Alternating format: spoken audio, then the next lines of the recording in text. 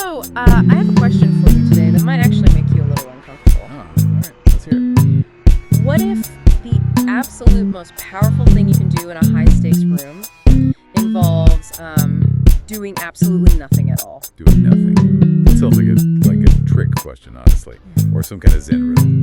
It really does, doesn't it? Because we live in this economy of noise. You know, hot takes, endless Slack notifications, everyone trying to be the loudest voice on the Zoom call just to prove they're actually working. Right, the whole performative productivity thing. Exactly. But what if the real power move, like the ultimate communication hack, is actually stillness? It's so completely counterintuitive. I mean, from the time we're in kindergarten, we're taught that communication is all about vocabulary, articulation, volume. Use your words. Yes, speak up. Right. But when you look at the stack of research we have for today's deep dive, and it is a really eclectic stack, the data actually suggests that silence and stillness are what we call high-definition communication. High-definition presence. I kind of like the sound of that, but I definitely want to scrutinize it because at first glance it sounds a little bit like mysticism. Oh, totally. But looking at the sources we're pulling from, we are going all over the map today. We've got acting techniques from the legendary Meisner tradition. We have hardcore evolutionary psychology, mental health diagnostics, and we are even going all the way to the Kalahari Desert to look at anthropological studies of the Juhuansi people. And strangely enough, all of those totally different fields connect to answer that one specific question. How do you command attention without saying a word? So that's the mission today for you listening. We want to connect those dots. We're going to figure out how an actor commands a stage without moving, how our ancestors survived the wild by reading tiny signals, and how we, regular people, can use things like micromotions and habit stacking to hack our own presence. Let's dive right in. I want to start with this concept of visual silence. We found this breakdown by a character movement coach named Catherine Stroller, and she quotes Morgan Freeman, who, let's be honest, is kind of the king of presence. Oh, absolutely. Freeman said, "It's what I learned from the great actors. Stillness. That's all, and that's the hardest thing." And he says it's the hardest thing because in a performance context, stillness is not just doing nothing. That's a really massive misconception. How so? Well, if you just sit there and check out mentally, you aren't present. You're just boring. Stroller calls real presence visual silence. She actually makes a comparison in her writing that I think really lends this concept for me. She contrasts the character of Jack Sparrow. Oh yeah, Johnny Depp. Right, Johnny Depp waving his arms, stumbling around, just constant motion. She contrasts that with someone like Mads Mikkelsen playing Hannibal Lecter. Or Glenn Close in Dangerous Liaison. There is that famous scene Stroller mentioned where Close is simply sitting in front of a mirror and she's just removing her makeup. Totally silent. Zero dialogue. Yeah. But you literally cannot look away. But why is that? Logically, why is a woman taking off makeup more magnetic than a pirate fighting with a sword? The pirate should definitely be more interesting. Because the pirate is giving you everything for free. Stroller points out that inexperienced actors, and just nervous people in general, really, they move to try to be interesting. They're overcompensating. Exactly. They think, if I'm not moving, the audience is going to get bored. But really, they're just broadcasting anxiety. They're trying to show they're interesting rather than being interested. Interesting versus interested. That's a crucial distinction. When you are truly still, like Hannibal Lecter, it's predatory. It's grounded. It forces the audience or the person across the conference table to lean in. They have to work to read your subtext. You essentially become a magnet because you're creating a vacuum. This links perfectly to a concept from one of the other pieces we looked at, which talked about micromotion communicators. It sounds super technical, but break that down for us. So the idea is that you first establish a baseline of absolute stillness. Yeah. You create a blank canvas. And then once you have that baseline, you use these millimeter scale adjustments, these microtensions, to deliver a massive payload of communication. Give me an example of a microtension. Like, what does that actually look like? Think of it like this. If I'm screaming and waving my arms around and I happen to twitch my eyebrow, you are never going to see it. The noise of my body completely drowns it out. Right. But if I am perfectly still, my hands are flat on the table, I'm totally silent, and then I twitch my eyebrow. It feels like a roller coaster drop to the person watching. Because it's all about contrast. Is sensitivity over intensity. Exactly. And this is the absolute core of the Meisner technique, which came up in the Maggie Flanagan studio piece we reviewed. Sanford Meisner developed this acting training that is entirely focused on the reality of doing and focusing on listening. Yeah, I read about the pinch and ouch principle in there. It sounds simple on paper, but in practice, it seems incredibly difficult for most people to actually pull off. It is notoriously difficult because it requires you to drop your social mask. The core rule is don't say ouch unless you are actually pinched. Don't do anything unless the other person makes you do it. So no pre-planned reactions at all. Like, I can't plan to smile when the other person finishes their sentence. Zero planning. Think about how we usually navigate a corporate meeting. We smile when we aren't actually happy. We nod when we aren't even listening. We rely on these canned reactions. Just be polite. Right. Meisner strips all of that away. You have to rely on spontaneous, truthful impulses. If you're truly listening, you don't need to plan what your face is doing. Your face will just react naturally to what you hear. And that is what true presence looks like. Okay, so that's the art of it, and I totally get why that works on a stage or on camera. But I want to know why our brains are wired to respect this in the real world. Why does a micro-expression matter so much to a human being? What do you mean?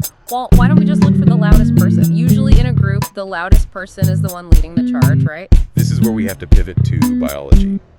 We looked at some evolutionary psychology text, and it all boils down to survival. It always comes back to not getting eaten, doesn't it? It really does. Sure. There are two main drivers at play here. One is sexual selection. We are hardwired to constantly scan for traits that suggest health or resources.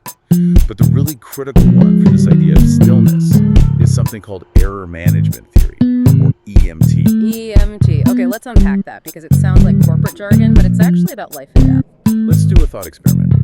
Imagine you were walking in the woods, maybe 50,000 years ago. You hear a rustle in the leaves. Okay, I hear a rustle in the leaves. You basically have a choice to make. You can assume it's just the wind, or you can assume it's a snake. Now, if you assume it's a snake and it turns out to just be the wind, what is the cost of that error? I mean, I look a little silly. I jump, my heart races, maybe I run away for no reason. But the cost is pretty low. Exactly. Yeah. Let's flip it. What if you assume it's the wind and it's actually a snake? I step on it, I die. Game over. Precisely. That is what they call a miss. And the cost of missing the threat is infinite. So, over millions of years, evolution has trained us to be paranoid. We have what's called an auditory looming bias, Which means we think approaching sounds are closer than they actually are. We also have a visual descent. Illusion heights look way scarier when you're at the top looking down than from the bottom looking up.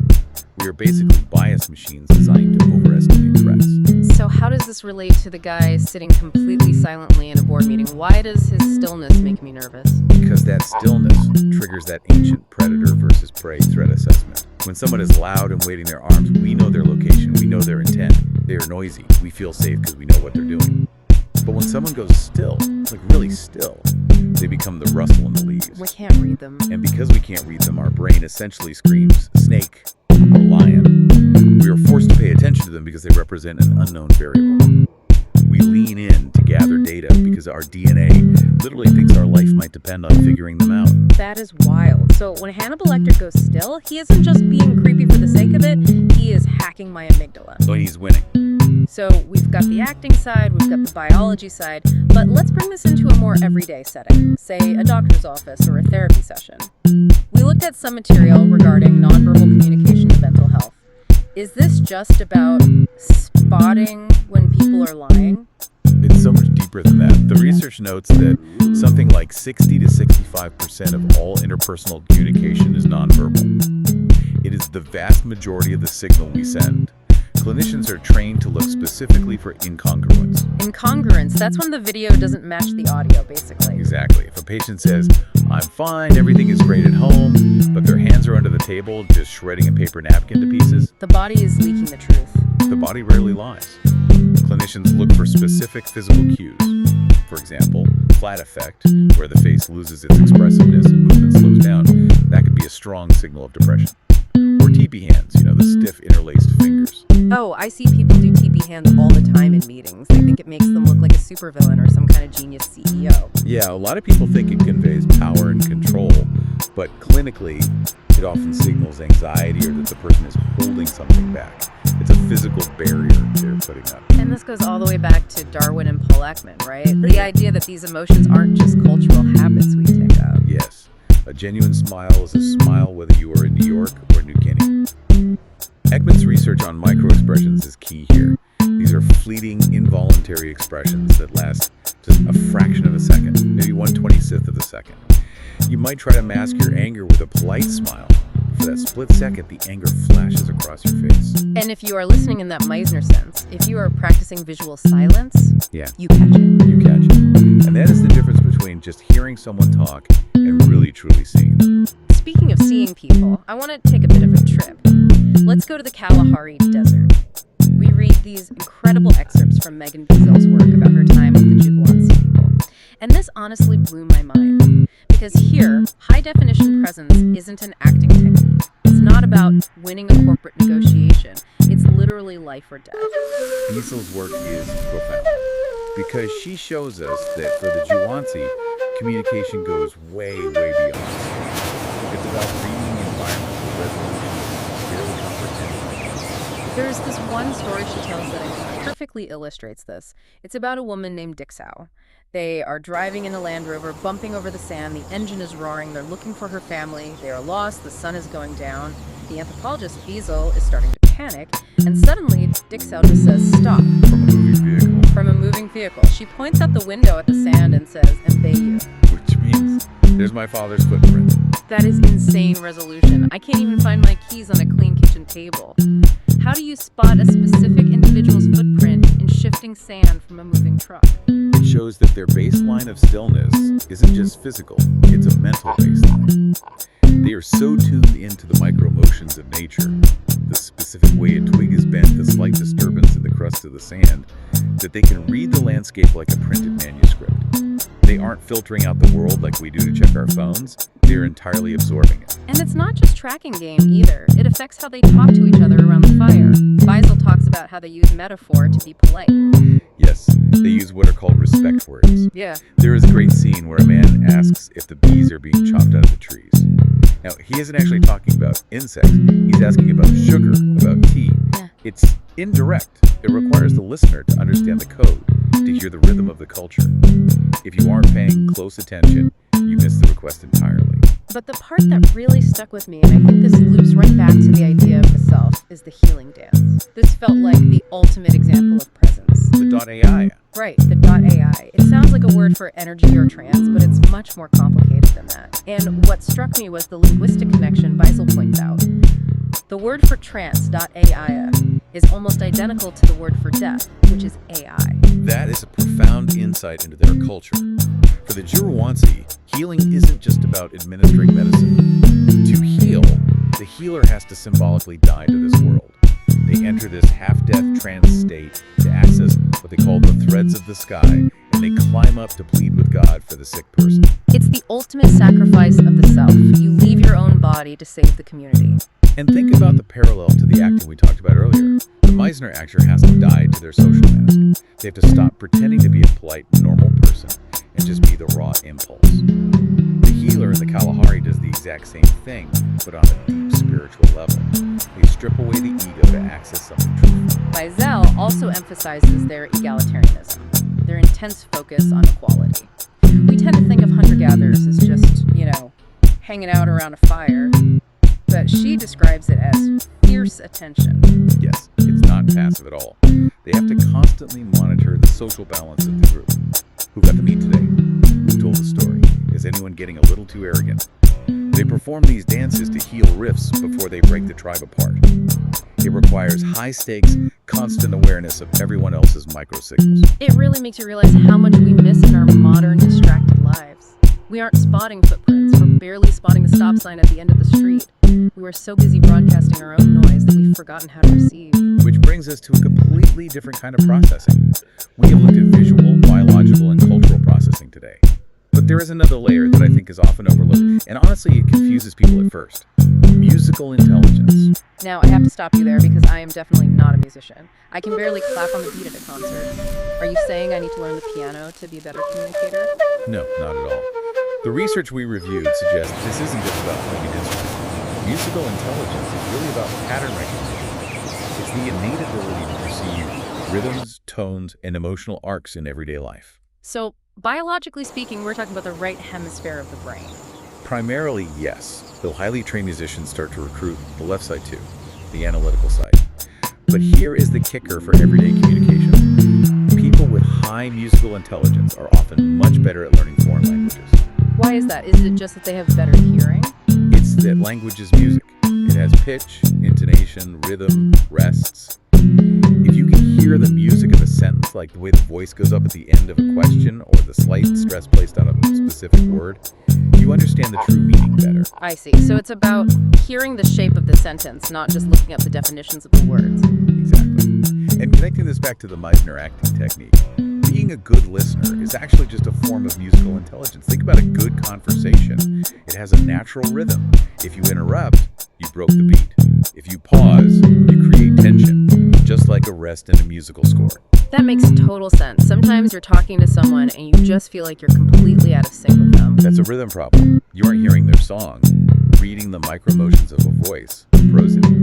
It's just like reading the footprints in the sand. That's all pattern recognition. Okay, so let's pause for a second. We've covered a massive amount of ground today. We've got actors freezing on stage to create magnetism, ancestors dodging snakes thanks to paranoia, healers climbing threads to the sky, and musicians decoding languages. It's amazing stuff. But I hear a big but coming. there is a very big but. This sounds completely exhausting, honestly. If you're telling me I have to walk around scanning for micro-expressions, listening for the musicality of every single sentence, and maintaining high-definition stillness, I'm gonna need a nap by 10 in the morning.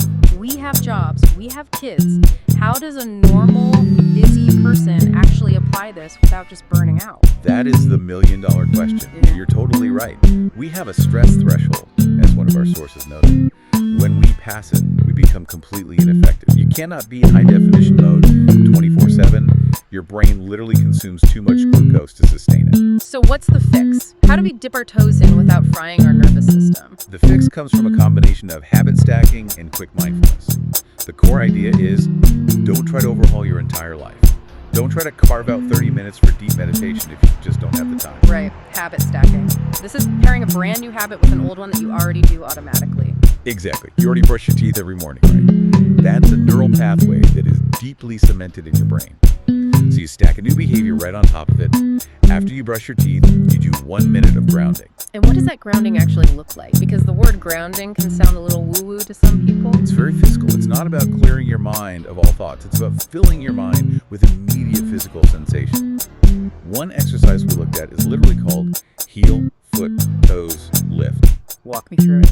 You just walk. Maybe just the 10 steps to the bathroom sink to the bedroom. But you pay hyper attention to the actual mechanics of walking. Feel your heel hit the floor, then the foot flattens, then the toes push off, then the lift, heel, foot, toes, lift. So you are basically forcing your brain to switch networks from the thinking and worrying network over to the sensing network. You are tuning the instrument. You're recalibrating your sensors. Another one is awaken to senses. You just stop for 30 seconds and notice the exact temperature of the air on your skin, or the specific scent of the coffee in the room. It's training the brain to notice. Precisely. It lowers the mental load because you aren't trying to think your way into presence. You are sensing your way into it. And by doing it for just 1 minute, stacked onto a habit you already do every single day, you build the capacity for that high-definition awareness without the burnout. I really like that. It's manageable. You aren't trying to become a Zen master overnight. You're just trying to notice your feet while you walk to the kitchen. And that tiny shift builds the muscle. Eventually, you can bring that heel, foot, toes awareness into a stressful board meeting. You can ground yourself and find that stillness while everyone else in the room is panicking. So let's wrap this up. We have been on quite a journey today. We really have. We started with the actor's stillness, that visual silence that draws people in and makes them lean forward. We looked at the evolutionary biology of why our brains were wired to freak out over a rustle in the leaves, and why a totally silent person in a meeting triggers that exact same ancient fear. We saw how the Duhansi used that same hyper-awareness to track Jame and heal their community through that profound half-death trance. And we finished with the very practical steps of how to stack those moments of awareness into our standard morning routine. It really changes how you think about presence, doesn't it? It's not about being the loudest or the smartest person in the room. It's about being the most tuned in. It really is. It's about clearing out the noise so you can actually receive the signal. And if you can do that, you don't need to wave your arms around to get attention. The attention naturally comes to you. So here is my final thought for you, the listener, as you go about your day. If the experts are right, and 65% of your communication is nonverbal, and if the human brain is evolutionarily wired to detect the absolute slightest shift in the wind or the tiny twitch of an eye, what signal are you broadcasting right now? Without saying a single word. Exactly. Without saying a word. Are you broadcasting snake in the grass? Are you broadcasting anxious prey? Or are you broadcasting that grounded, high-definition presence? It's definitely something to think about the next time you're sitting in a meeting doing nothing. Try stacking a moment of stillness today. Just 1 minute. See what you hear when you actually stop moving. Thanks for diving deep with us. We'll see you next time.